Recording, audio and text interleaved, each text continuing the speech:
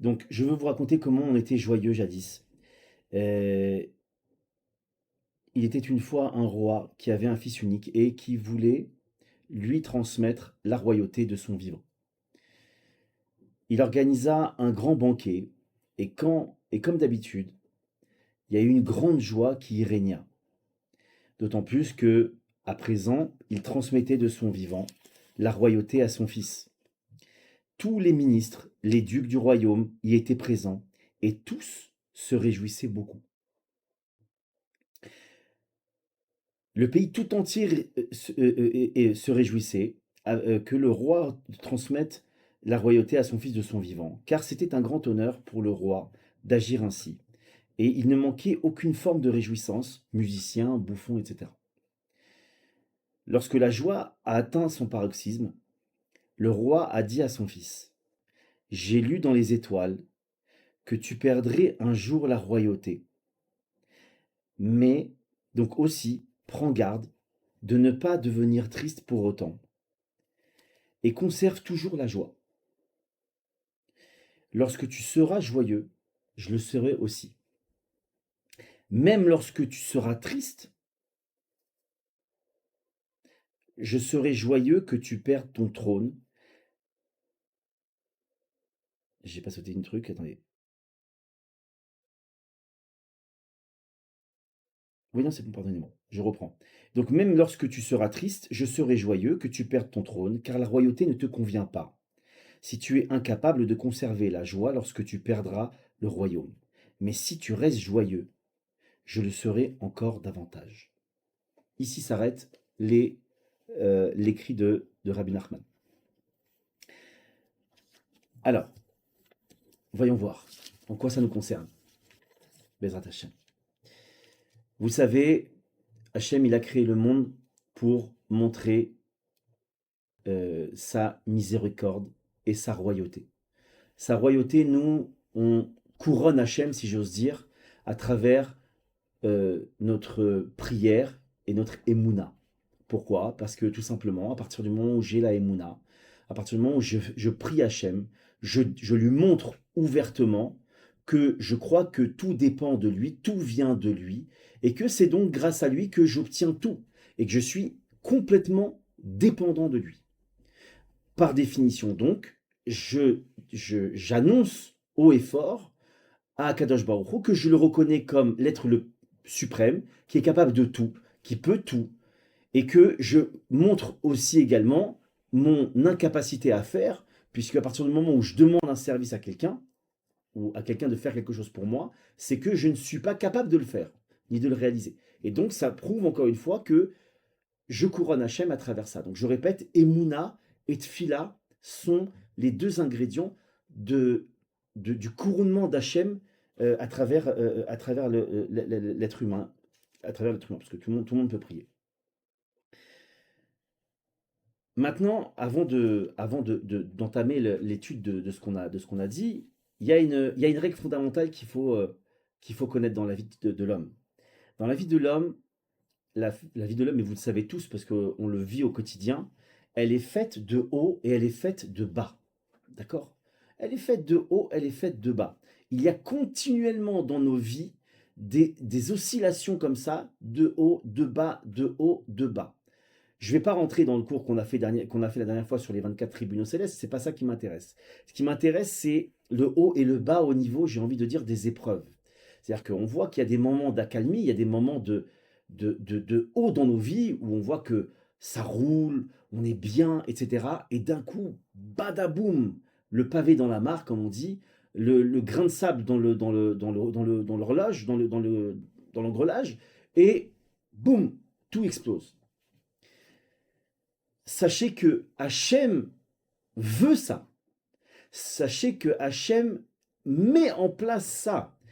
Sachez que Hachem nous sabote volontairement. Quand je dis sabote, c'est un mot un petit peu cru, mais pour qu'on comprenne. Sans ce sabotage, on ne peut pas se construire. On ne peut pas se rapprocher d'Hachem. On ne peut pas devenir des bons enfants d'Hachem. Et on ne peut pas faire grandir notre émouna. Et comme on l'a dit, la Emouna, c'est le couronnement. Donc, tout est bouclé. Si, à travers ça, j'augmente ma Emouna et donc j'augmente le couronnement d'Hachem, alors la boucle est bouclée et la partie est gagnée. D'accord? Donc, Hachem, il sait très bien, puisque c'est lui qui l'a mis en place, qu'il y a des hauts et des bas. D'accord? Et Hachem, à travers ce qu'on vient de lire, vous avez compris que les hauts et les bas, c'est qu'on nous annonce qu'on perd la royauté ou pas. D'accord? On va expliquer, hein, d'accord? Et on va expliquer. Donc Hachem, comme il sait qu'il va y avoir des hauts et des bas, et qu'on va nous annoncer à des moments qu'on a la royauté, à des moments qu'on l'a plus, qu'on va la perdre, Hachem, il nous ordonne une chose, c'est de régner sur notre mauvais penchant, on va expliquer ce que c'est, et de ne faire aucune faute durant cette vie de roi, d'accord? C'est-à-dire que même quand on tombe, on va expliquer ça tout de suite, que c'est Hachem qui a voulu qu'on faute. C'est Hachem qui a voulu qu'on chute, d'accord? Et il sait donc très bien qu'on va fauter, et il sait très bien qu'on va chuter. Alors vous allez me dire, ah, ça y est, je suis au top. Séror vient de nous annoncer une chose de folie. J'ai plus besoin de faire tchouva. Tout est de la faute d'Hachem. Je suis tranquillement sur mon transat. Je fais ce que je veux quand je veux. Pas du tout. Pas du tout. D'accord? Encore une fois, c'est pas ça, c'est pas le sujet de ce soir, mais qu'on soit bien clair. On ne demande pas aux gens de se laisser aller. On a un devoir de combattre. On a un devoir de ne pas vouloir. On a un devoir de prier pour. Mais ça, je ne vais pas revenir là-dessus pour pas tomber. D'accord?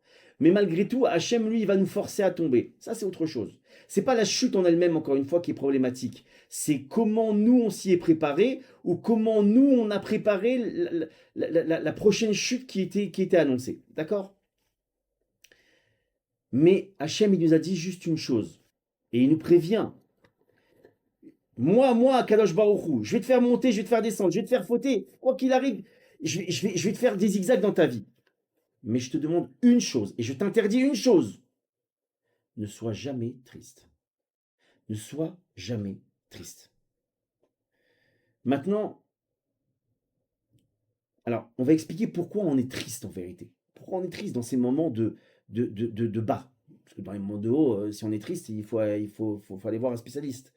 Mais quand on est dans les moments de bas, pourquoi on est triste?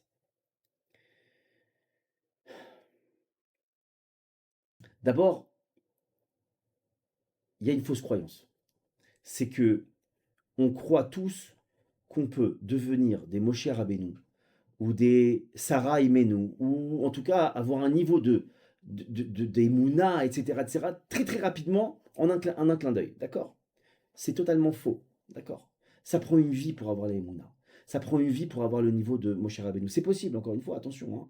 Pas au niveau de la névoie, parce que la Torah nous annonce que la névoie, on ne peut pas l'avoir comme Moshe Rabbeinu.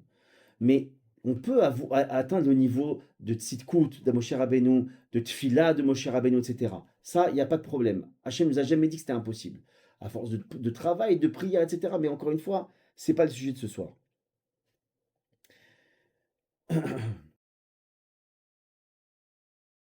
Maintenant,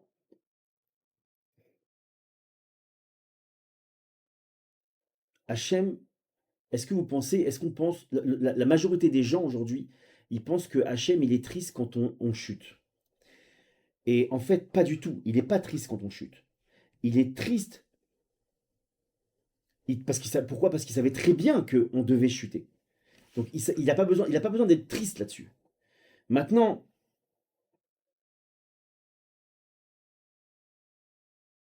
voilà.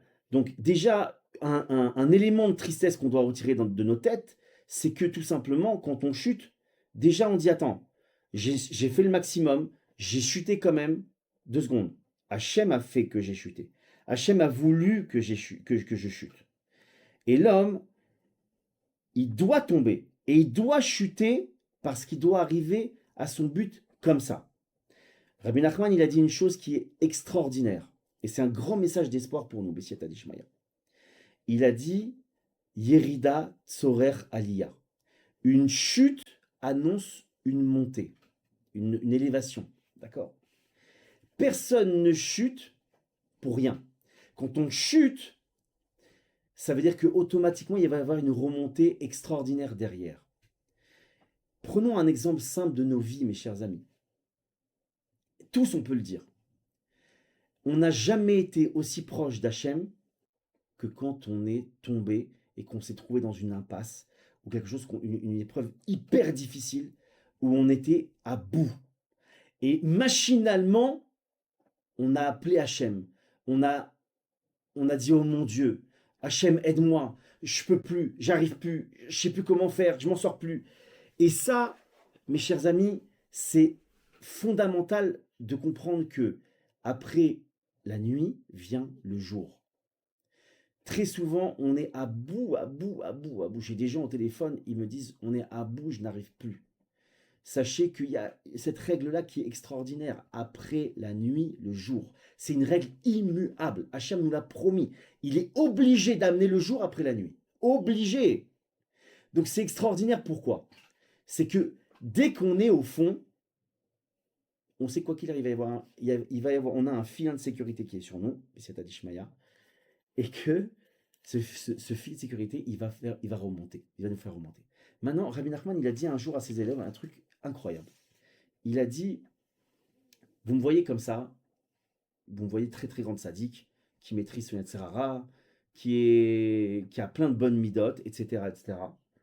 Et il a dit, même si, écoutez bien, même si je tombe, je fais la plus grande faute du monde, la pire des fautes. Chacun peut imaginer quelle pire des fautes dont il parlait. La pire des fautes. Il a dit, je resterai le même et ma joie ne changerait pas. Pourquoi il est capable, comment il est capable de dire que sa joie, elle ne changera pas? Parce qu'il a compris, Rabbi Nachman, une chose. Il a compris que, comme on l'a dit, la descente, c'est Hachem qui l'a mis en place. Pourquoi je vais m'attrister? Pourquoi je vais m'attrister pour quelque chose que je n'ai pas fait? Imaginez maintenant que je viens, on est deux personnes dans une maison. Il y a moi et il y a vous. Peu importe qui, d'accord? On va dire vous et une autre personne, pas moi. Vous allez comprendre pourquoi. Et cette deuxième personne, elle vient, elle prend une barre de fer et elle casse toute la maison du bonhomme chez qui on est invité. Chez qui vous êtes invité. Le bonhomme, il revient dans son salon, il voit son salon complètement explosé. Vous n'avez rien fait, vous le savez très bien. Pourquoi vous inquiétez? Quand il dit je vais appeler la police, etc., etc. Vous n'avez pas à vous inquiéter. Pourquoi? Parce que c'est pas vous qui avez fait ça. Quand vous avez chuté, quand on a chuté, quand on est tombé, on n'a pas à s'attrister parce que ça ne nous incombe pas. On n'est pas derrière ça. On n'est pas accusable de ça. Celui qui se trompe à ce point et qui se fait leurrer par son Yetzirara, c'est pour ça qu'il devient triste. Il croit qu'il est fautif, qu'il est responsable. À aucun moment on est responsable dans ce sens-là, de la chute, de la faute. On est responsable avant, on est responsable après. Pendant, non. Encore une fois, je prends toujours cet exemple. On prend un billet d'avion. On choisit donc, on est responsable du choix de la destination. Ça, personne ne peut pour remettre ça en question. Mais, à partir du moment où on a fait le choix de la destination, quand on rentre dans l'avion et que l'avion il part pour la destination, donc il y a une mise en place de l'action que j'ai choisi de faire avant. Je ne suis pas responsable de ce trajet qui est là, puisque je suis dans un avion enfermé et je suis obligé de suivre le pilote, la destination de l'avion. Maintenant, quand j'arrive à destination, première réaction, soit je pleure, soit je me dis tiens, Hachem il a voulu que j'arrive à cette destination-là. Il a fait que j'arrive à cette destination-là finalement. Allez, viens, on cherche ce que j'ai à faire. Peut-être que j'ai une mission à faire ici. Peut-être que j'ai un tikkun à faire ici. Peut-être que j'ai une mitzvah à faire ici. Mais vous voyez, c'est toujours ça. Donc, dans l'action dont on parle là, le trajet de l'avion, c'est Hachem qui a choisi ça. Qui a choisi cette chute. Donc, la tristesse, elle n'a pas lieu d'être. Maintenant, une chose, et une question simple. Pourquoi le Yetzirara, il est payé non pas sur la faute, mes chers amis, je vous l'annonce tout de suite, il n'est pas payé sur la faute, il n'est payé que sur une chose, sur la tristesse qui va émaner de nous à travers la faute qui nous a été imposé, si j'ose dire. Comment c'est possible? La réponse, elle est extraordinairement puissante. Parce que le problème du Yetzer Hara, c'est que si je reste joyeux après avoir fauté, qu'est-ce qui se passe? Alors quand je dis joyeux, ça veut dire, c'est pas que je suis content de ma faute. Attention, je n'ai pas dit ça. C'est pas que je dis, ah super, j'ai fauté. C'est pas ça dont je parle. C'est ma joie intérieure, ma joie de vivre. Voilà, exactement le terme. Ma joie de vivre, elle est où? Est-ce qu'elle est encore là ou est-ce qu'elle est partie à cause de ma faute? Ma joie de vivre, elle est encore là. Alors ce qui est extraordinaire, c'est pour ça que Yetzer Hara, il faut absolument qu'il a détruit cette joie de vivre. Pourquoi? Parce qu'à partir du moment où j'ai la joie de vivre encore, après une faute, ben mes chers amis, je reste joyeux. Je suis keep cool. J'analyse bien la chose, comme on l'a fait avec le voyage. Et je me dis, bah ok, je suis tombé par manque de préparation. Je prends les choses calmes et je fais tchouva avec la joie de vivre. Et le problème, c'est que non seulement je fais une tchouva, mais comme je fais une tchouva dans la joie, avec amour pour Hachem, eh bien la faute, elle se transforme en mérite. Et donc le Yetzer Hara, il a tout paumé. C'est-à-dire que le magot qu'il commençait à encaisser dans son coffre-fort à cause de la faute et ma tristesse, qu'il aurait dû, pardon, encaisser avec la tristesse qui émane de la chute, il la paume. C'est fini, il a pu. Pourquoi? Parce que moi je l'ai récupéré, et vous connaissez, on en a déjà parlé, avec cette Shuva Be'ahava, jackpot, et on récupère tout. C'est pour ça que le Yetzer Hara se bat absolument pour la tristesse. Si je perds ma joie de vivre dans la faute ou dans n'importe quelle autre chose, mes chers amis, il a gelé, il a congelé, il a anesthésié complètement tout potentiel de tchouva en moi. S'il a gelé ça, il a anesthésié ça, il a gagné la partie, Chas v'Shalom. C'est pour ça que la joie intérieure, elle doit être indéboulonnable, intouchable, quoi qu'il arrive, mes chers amis. Celui qui est triste, écoutez bien ce que je vous dis, c'est très très très important. Celui qui est triste, ses prières ne sont pas entendues. Pourquoi? C'est très simple. La tristesse, ça veut dire que Hachem, tu m'as fait du mal et j'en souffre. Chas v'Shalom. Ça veut dire qu'Hachem, ce que tu as mis dans ma vie ou sur quoi tu m'as fait tomber, c'est pas bien. Fais tchouva.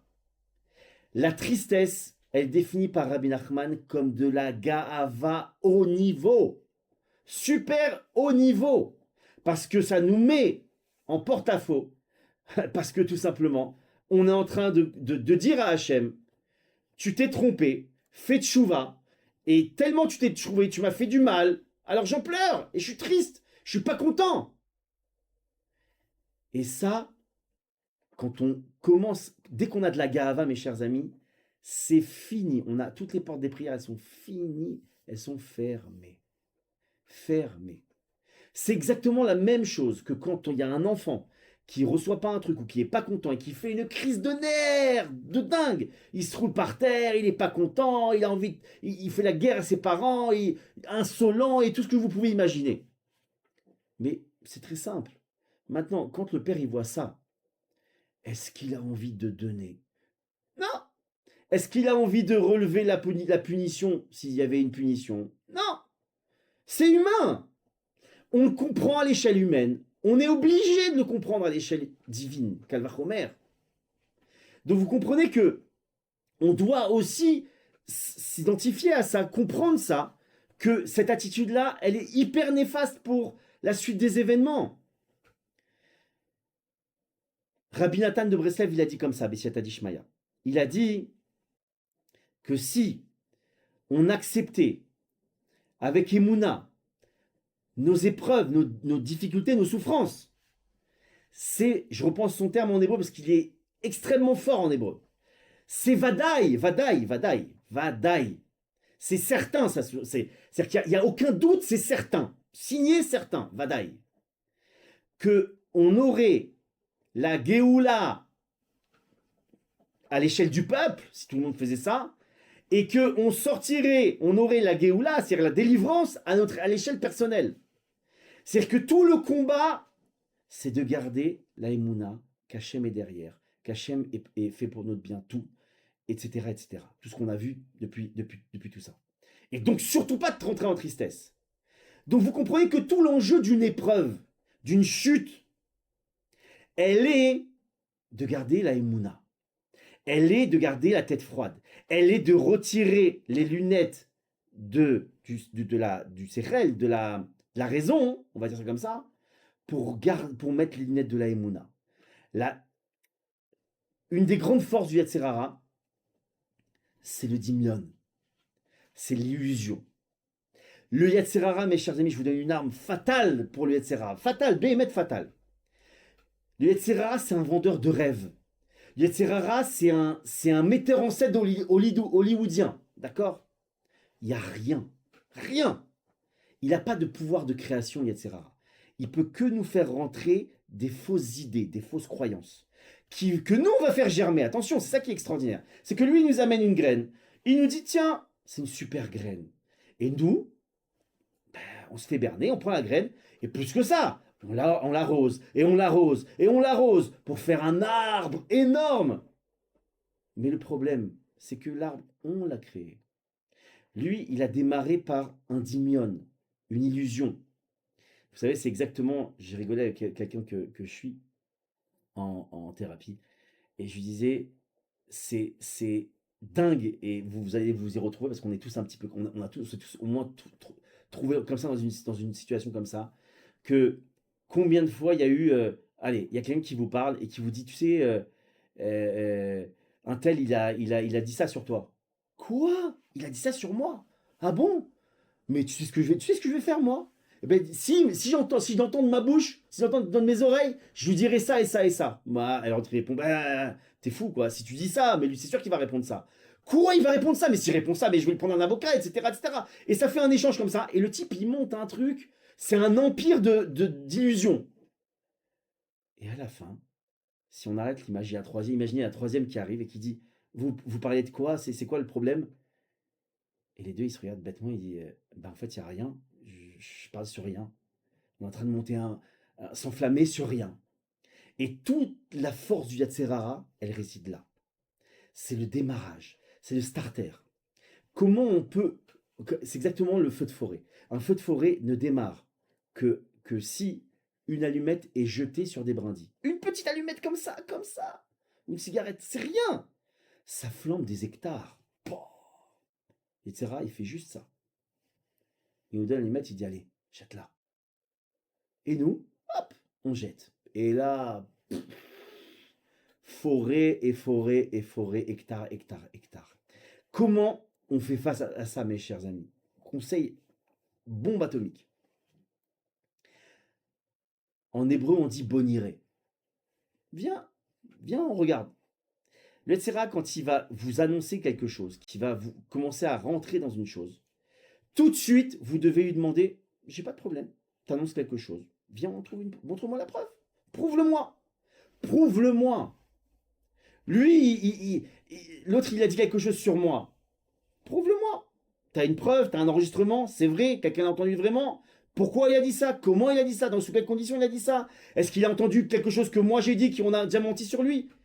Je veux des preuves. Je veux aller plus loin que ça. Vous savez, dans le Limud de la Torah, dans la Gemara, c'est très intéressant qu'on voit que quand il y a un débat entre deux Amoraïm, par exemple, ou entre deux parties, ça peut être les rabbanim et un autre Talmid Racham, on voit qu'ils se battent à coups de pasouk ou de preuves écrites, de preuves. Bon, je ne vais pas rentrer là-dedans, mais ça peut être des Mishnayot, des Braïtot, plein de choses. Un pasouk de la Torah, peu importe. Pourquoi? Parce que ils ont cette mécanique devant le Yetzirara, qui est que, attends, il n'y a pas de problème. Tu annonces un truc, tu es obligé de prouver. Amène une preuve. Tu amènes une preuve. Tant que tu n'as pas amené une preuve, je ne te crois pas. Dès que le Yetzirara, vous sentez qu'il vous fait monter, que ce soit dans la colère, dans la shonara, dans tout ce que vous pouvez imaginer comme faute, on se calme, on s'arrête. Yetzirara, j'ai pas de problème. Tu veux que je m'énerve? Viens, viens, viens, on discute 2 minutes, montre-moi. Alors qu'est-ce qui devrait m'énerver, Yatsera? Ça, je suis pas sûr que ça va m'énerver. Pourquoi ça devrait m'énerver? Et hop, et hop, et hop, et vous demandez des preuves. Pourquoi je devrais m'énerver? Pourquoi je devrais m'énerver? Pourquoi je devrais voler? Plus que ça, le Yetzirara vous vend du présent. Le Yetzirara vous vendra jamais du futur. Parce que le futur, il sait que c'est finito. Pour reprendre l'exemple du vol, quand il vend du vol à quelqu'un, quand il vend du forex à quelqu'un, quand il vend de l'escroquerie à je sais pas quoi à quelqu'un, qu'est-ce qu'il lui vend, Tarles, concrètement?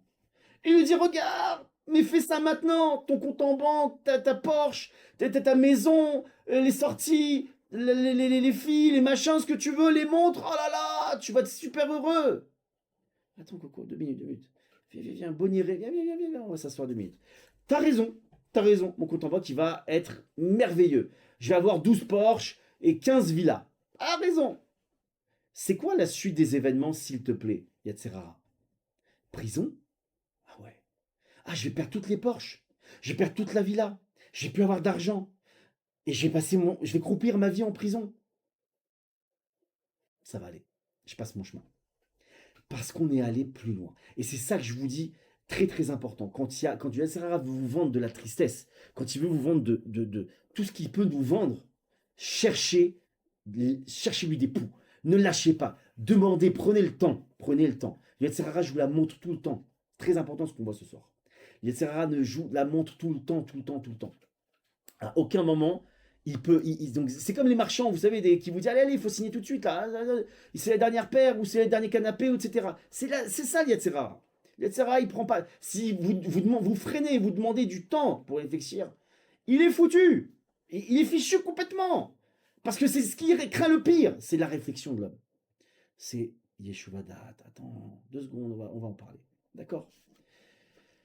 Donc, vous l'avez compris que etc. Donc il est payé donc sur la tristesse. C'est clair. Donc, si on veut s'élever, mes chers amis, et on veut tous ça, s'élever spirituellement, c'est pour ça qu'on est descendu sur Terre. Hein. On n'est pas descendu pour le business, on n'est pas descendu pour tout ce qu'on peut imaginer. Le seul boulot qu'Hachem nous demande ici-bas, et je vous le dis, et c'est aussi très important, je suis désolé, mais je profite aussi pour en parler, ne vous trompez pas de travail. Notre travail à nous sur Terre, c'est de nous rapprocher d'Hachem, de développer notre émouna. On n'est pas là pour faire l'argent, c'est pas notre travail. Les enfants, c'est pas notre travail. Le mariage, c'est pas notre travail, etc. Je peux vous sortir tous les dossiers. C'est pas notre travail, c'est celui d'Hachem. C'est-à-dire que si on se trompe et qu'on se mêle de ce qu'Hachem doit faire, on est éjecté du système. Je prends souvent encore une fois cet exemple. Vous avez l'ouvrier, d'accord, de l'usine en train qui fait les boulons là. Et à un moment donné, il voit que la société va pas très bien et il tape au bureau du PDG. Ah, excusez-moi, si je peux me permettre, bon, je vais vous donner quelques conseils de gestion parce que je vois que ça marche pas très bien la société. Qu'est-ce qu'il fait le PDG? Il appelle ses gardes du corps et il dit bon, écoute, t'es mignon Coco, redescends mais fais ton travail qu'on t'a demandé. T'es payé juste pour les boulons, toi. Fais les boulons. Moi, je fais mon travail de PDG. Toi, t'es payé pour ça et toi, t'es pris pour ça et c'est ton travail ça. Et nous, tous les jours, quand on vient se mêler du monde, des choses qui ne nous regardent pas, Hachem dit mais de quoi je comprends pas de quoi tu perds, qu'est-ce que tu perds ton temps avec moi? Je suis là, je m'occupe de ton compte en banque, je m'occupe de tes enfants, je m'occupe de te marier, de tout, je m'occupe. Toi, ce que tu as à faire, c'est travailler ta émouna et prier. Je te demande rien d'autre, rien d'autre. Mes chers amis, plus on se mêle du travail d'Hachem, et plus ça tombe. Plus on s'investit dans notre travail, et plus Hachem il dit ah, il fait son travail, je m'occupe du reste. Je vous le signe parce que c'est un. À chaque fois, je vous donne un exemple très simplement personnel. À chaque fois que je me suis mêlé de mon compte en banque, je commence à regarder mon compte en banque, m'inquiéter pour l'argent, comment je vais faire, ah mince, oula, un truc, il faut peut-être que. À chaque fois que j'ai dit, je regarde pas mon compte en banque, je regarde pas. Et il y a eu des trucs qui sont tombés de là, je ne sais pas comment, merveilleux. Mais je ne me suis pas occupé de ça. Preuve en est, dans Ta'anit, la Gemara, elle dit que Hachem, il détient 3 clés, celle de la Parnassa, celle des enfants, et celle de la Triat Hametim, résurrection des morts, mais de la vie en tout cas. Donc vous voyez qu'on n'a pas de clé dans les mains. Donc je ferme la parenthèse, gardez le cap, occupons-nous de notre travail qui est de faire grandir Hachem, de connaître et reconnaître Hachem, de prier, d'augmenter notre trimouna, et tout se roulera sur des...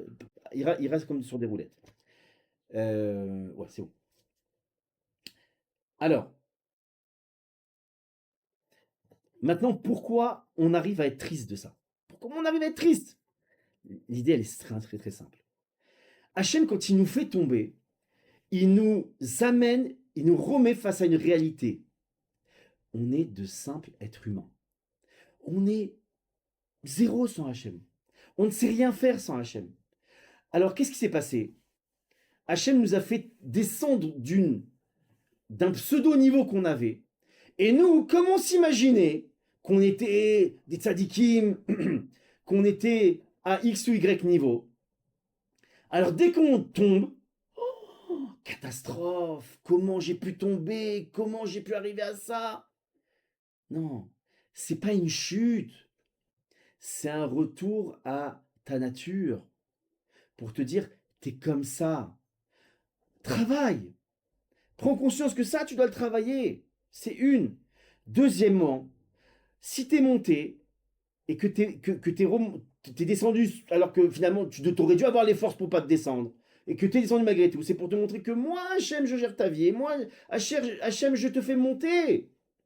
Donc, encore une fois, le même exemple que je donne sous-temps. Quand on loue une voiture quand on prend une voiture de location, mes chers amis, je vais chez n'importe quel concessionnaire, Hertz, X, d'accord? Je prends ma voiture de location. J'ai une super voiture de sport d'un écrit. Je suis content, je roule, je m'éclate pendant 10 jours. Je la rends. Pourquoi je pleure pas quand je rends ma voiture? Parce que je sais très bien que cette voiture n'était pas à moi. C'est tout. On m'a prêté une voiture. On m'a amené à un niveau social aux yeux des gens. Et je sais que quand je rends ma voiture, je reviens juste à ma normale. Et donc, ça sert à rien de pleurer ou de devenir triste. Parce que tout simplement, c'est moi. Alors enfin, je suis moi, c'est pas grave. Et comprendre justement que grâce à ça, je réalise ma bassesse, mais je réalise aussi comment dirais-je, que tout vient d'Hachem au niveau de la grandeur. Maintenant, un secret du bonheur. Il nous reste 4 minutes, après je relance pour les questions Bezrat Hachem. Un secret du bonheur que je vous donne ce soir en 4 minutes. Bezrat Hachem. Pour être heureux, mes chers amis, il faut avoir le sentiment que tout ce qu'on reçoit est un cadeau non mérité et un cadeau merveilleux. C'est une surprise. Et si on arrive à comprendre que tout ce qu'on reçoit est un cadeau et non mérité, alors on est heureux de tout. C'est ça être heureux de son lot. Comment on arrive à ce niveau d'être heureux de son lot? C'est qu'on a tout simplement compris que tout ce qu'on reçoit, on ne le méritait pas. Et à partir du moment où on ne le méritait pas, tout est un cadeau. Qu'est-ce qui fait plaisir dans un cadeau finalement? C'est qu'on ne s'attendait pas à la chose. La belle surprise. Pourquoi on appelle ça une surprise? Parce que ça me surprend de recevoir ça. J'aurais jamais cru que tu m'offrirais ça. J'aurais jamais cru recevoir ça. Peut-être même, je croyais même pas en être digne. Et je le reçois. Et c'est ça qui me fait plaisir. Donc pour être heureux dans notre vie, il faut comprendre que tout ce qu'on reçoit est un cadeau. Non mérité. Non mérité. Pourquoi non mérité? Parce qu'on l'a dit il y a quelques instants. Parce que Hachem, quand il nous fait tomber, il nous remet à notre niveau de bassesse et de nullité. Donc ça veut dire que à zéro, je méritais rien. Mais comme il nous fait un cadeau tout le temps quand on est à zéro, puisque c'est notre vrai niveau, notre être intérieur, alors tout ce qu'on reçoit est un cadeau merveilleux. Et donc je peux danser pour tout. Et pourquoi c'est important ça? Parce qu'on l'a dit, ça va nous faire travailler notre joie. Et à partir du moment où je fais travailler ma joie, et donc la joie de vivre, alors effectivement la boucle est bouclée. On se retrouve avec, quand on chute, ben, on se rend compte que c'est pas une chute, c'est simplement une remise à niveau, que j'étais comme ça. Et on m'a déguisé un petit peu, on m'a prêté la voiture, et puis je suis revenu à mon état normal. J'ai pas besoin de pleurer. Et puis maintenant, donc je suis heureux, et je peux, quand je dois faire tchouva, comme je suis heureux, je transforme ma faute en mérite. Et milliardaires on est, milliardaires on est. Et donc c'est très, très, très, très important, mes chers amis, de comprendre que c'est simplement notre place initiale à laquelle on revient après une chute. Maintenant, la question c'est, et je finis là-dessus, est-ce que on est prêt à accepter que c'était tout de l'illusion qu'on avait quand on était en haut? Quand on est descendu, on est juste revenu à notre état initial. Rien de grave, état initial. Et qu'est-ce qui est plus bon et plus beau que de montrer et de réaliser combien je suis nul devant Hachem? Il n'y a pas à rougir, il y a à danser. Parce que c'est ça qui montre encore une fois qu'on n'est que des hommes, qu'on n'est pas des dieux, que toute la faute du serpent qu'il a voulu faire avaler, qu'il a fait avaler à une partie à Adam Arishon, au premier homme, et qu'on est encore malheureusement nous. Pourquoi on ne prie pas, etc., etc. Parce qu'on se prend encore pour des dieux. Et cette chute, elle est fantastique. Pourquoi? Parce qu'elle nous remet face à notre réalité. T'es qu'un homme. Et tu seras jamais qu'un homme. Mais c'est pas grave d'être un homme, c'est merveilleux. Parce que quand toi, tu es un homme, alors tu montres qu'il y a un Dieu. Dans un monde tout rouge, on ne peut pas comprendre ce que c'est le rouge, jusqu'à ce qu'il y ait un petit bonhomme vert qui rentre dans le monde rouge. Et à ce moment-là, on voit la différence et on comprend que on est dans un monde rouge. Et c'est ça qui fait que la royauté d'Hachem, elle est merveilleuse, même à travers, elle est mise en exergue, même à travers une chute qu'on